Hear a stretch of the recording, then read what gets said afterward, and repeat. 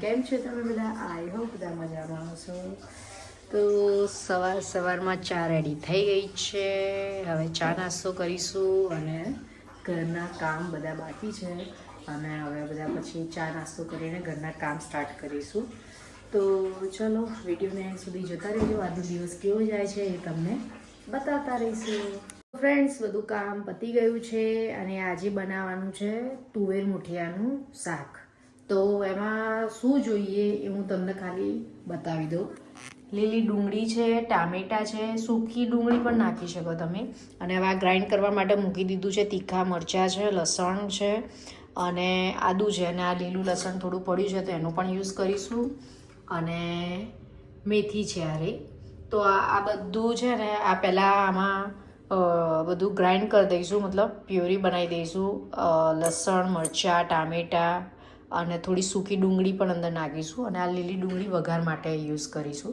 તો આટલી સામગ્રીનો યુઝ કરીને આપણે આજે તુવેર મુઠિયાનું શાક બનાવીશું. અને તુવેરો તો બધાને રહી જ ગઈ. તો આ તુવેરો પણ ફૂલીને મૂકેલી જ છે. તો હવે આ તુવેરોનો પણ યુઝ કરીશું આમાં. તો તમે એન્ડ સુધી જોતા રહો કે હું કઈ રીતે બતાવું છું તમને. ડિટેલમાં હું બતાવી દઈશ આજે.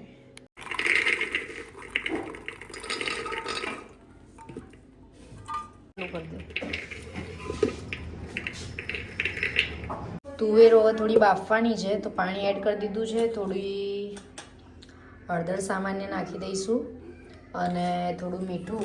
અને બાફવા માટે કુકરમાં હું મૂકું છું. કુકરમાં ફટાફટ બફાઈ જાય એના માટે. તો મીઠું થોડું નાખી દઈશું અને થોડું બફાઈ જાય ત્યાં સુધી બીજું પતાવી દઈએ. આ બફાય ત્યાં સુધી આપણે લોટ બાંધી દઈશું. તો લોટમાં મેં આ થોડો મોટો જે રોટલીનો લોટ હોય છે એનાથી થોડું મોટું જાડું લોટ આવી લીધો છે. મતલબ ભાખરીનો રોટલીનો લોટ અને છે આ રહ્યો ચણાનો લોટ. આ 3 લોટનું મિક્સ કરીને મુઠિયા બનાવવાના રહેશે. અને એમાં ડ્રાય મસાલા મતલબ મીઠું, મરચું, હળદર એ બધું નાખી દેવાનું સ્વાદ અનુસાર. મરચું આવી ગયું? હા, મરચું હળદર બધું મિક્સ કહી દીધું એક હાથે જ કે હળદર, મીઠું, મરચું, ધાણા, જીરું બધા ડ્રાય મસાલા એડ કરી દેવાના. અને એના પછી આ મેં લીલું લસણ અને કોથમીર આ પણ અંદર જ એડ કરવાનું રહેશે. તો હું લોટ બાંધી દઉં છું અને તેલનો પણ યુઝ કરવાનો. તેલ નાખી દઉં એટલા માટે.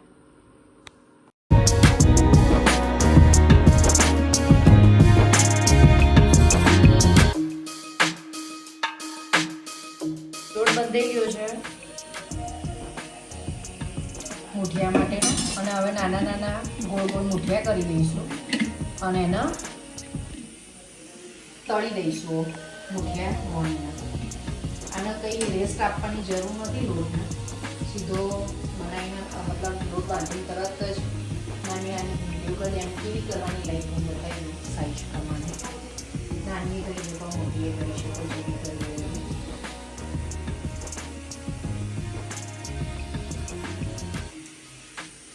આવડી કરવાની રહેશે બધી. હવે આવી આવી સાઈઝની કરીને પછી તળી દેવાની.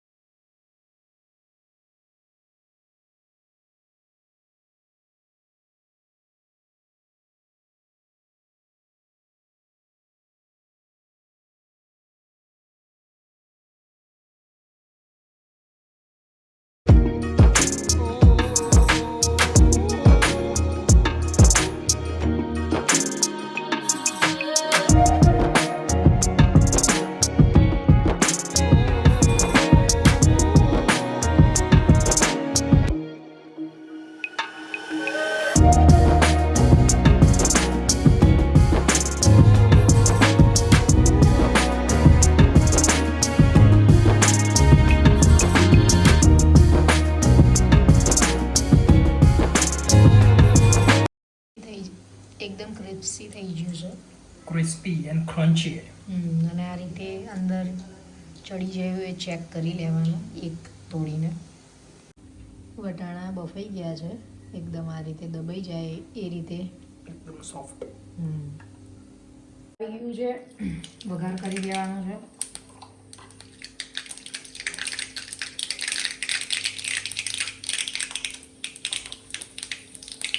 અને આ જે બનાવી છે પેસ્ટ મેં તમને આગળ બતાવી દીધું, અને ફ્રાય કરી દેવાનું છે.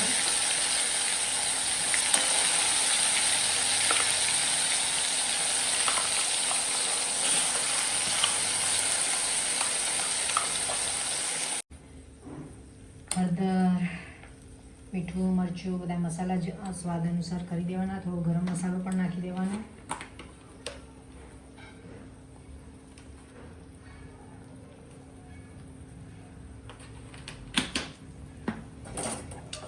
થોડી ગ્રેવીને સાંકળવા દેવાની.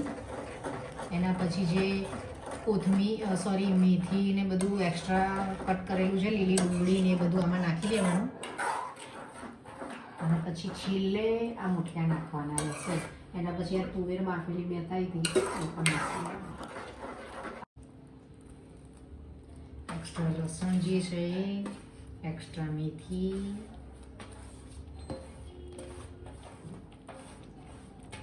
ગ્રેવી સાથે એ પણ ચડી જશે.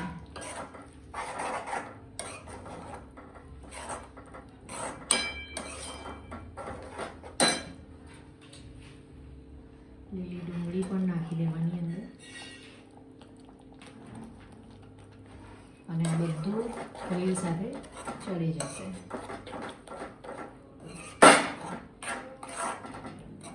તો હવે થોડી વાર ગ્રેવીને ચડવા દેવાની, જોડે ડુંગળીને બધું ચડી જશે, મેથીને બધું. અને એના પછી તુવેરો નાખી દેવાની, અને છેલ્લે મુઠિયા નાખવાના છે. એકદમ ઉત્તરાયણમાં આપણે જે ખાઈએ છીએ ને ઊંધિયાથી પણ ટક્કર મારે એવું બનવાનું છે. બનાવી છે પહેલી વાર, પણ લુક વાઇઝ એવું લાગી રહ્યું છે કે મસ્ત બનશે. ટેસ્ટ વાઇઝ પછી ખબર પડશે. રિવ્યુ આપીશું તમને.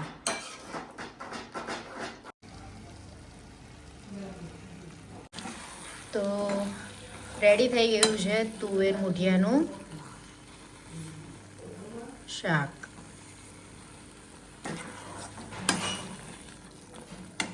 બની ગયું છે. હવે એક સાઈડ રોટલી બનાવી દઉં છું, અને ખાઈને પછી અમે તમને મળીએ છીએ. તો ફ્રેન્ડ્સ 2 વાગવા આવ્યા છે, બધું કામ બામ પતી ગયું છે. અને જે શાક બનાવ્યું હતું, હું તો વારેકડી ભૂલી જવાય. મુઠિયા તો યાદ રહ્યા છે, પણ તુવેર મુઠિયાનું જે શાક બનાવ્યું હતું સારું બન્યું હતું. મેં તો જાતે બનાવ્યું છે, એટલે હું મારા તો વખાણ કરવાની જ છું. પણ આમને પૂછી લઈએ કેવું બન્યું હતું શાક. સાચું. એકચ્યુઅલી હું જમતા જ રિવ્યૂ આપત, પણ હું એ ટાઈમે પ્લેટફોર્મ ક્લીન કરવા બેસી ગઈ અને ગરમ ગરમ રોટલી બનાવતી હતી, અને અક્ષયને મમ્મી ખાતા હતા, એટલે રિવ્યૂ લેવાનું રહી ગયું. એટલે હવે ટેસ્ટ બોલો તો ભાઈ, ટેસ્ટ બોલ. તો બસ હવે વાગ્યા છે 1:45 થઈ ગયા, મતલબ 2 વાગવા આવ્યા છે. તો હવે વિડીયોનું થોડું ઘણું એડિટિંગ કરીશું, ટીવી જોઈશું, અને પછી હું તમને મળું છું. મમ્મીને જો કે રિવ્યૂ પૂછ્યો હતો મેં, પણ એ વખત કામ કરતાં કરતાં જ પૂછ્યું હતું કે મમ્મી કેવું શાક બન્યું છે, તો મમ્મી કે સારું છે. તો મમ્મીને કમ્પેરિઝન કરી કે આગળ મેં તમને એક રેસીપી આપી હતી પાલક મેથીનું શાક, તો એમને એ વખત પણ કહ્યું હતું કે સારું બન્યું છે. તો મેં કમ્પેરિઝન કરી કે પાલક મેથીનું શાક તમને વધારે ગમ્યું કે આ, એટલે મમ્મીએ એવું કહ્યું કે આ વધારે સારું હતું. એ પણ સારું હતું, પણ આ વધારે સારું હતું. એટલે કહેવાનો મતલબ એવું છે કે એમને પણ સારું ભાવ્યું હતું. તો ચલો મળીએ છીએ અમે થોડી વાર પછી તમને.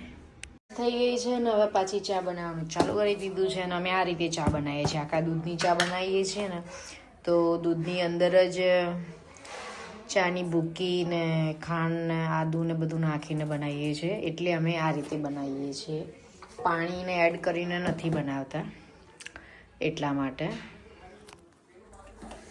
અને આજે કંઈ બહુ વધારે જે 2 દિવસ ઠંડી હતી એવી આજે બહુ એટલી બધી તો છે નહીં, પણ હમણાં જ ઊંઘીને ઉઠેલા મને તો થોડી ઠંડી લાગે છે.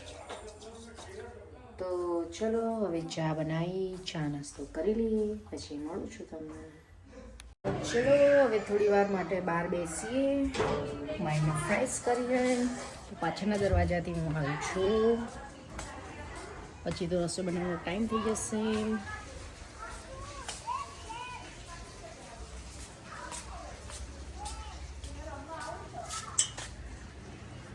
અરે જીયા, હવે જીયાનો વિડીયોમાં આવું બહુ ગમે નહીં જીયાન. જો હવે અક્ષય કાકાએ આવું છે, તાર બેસવું જ બેસ. હા શું 5? હા 5:30 તો થઈ ગયા ને.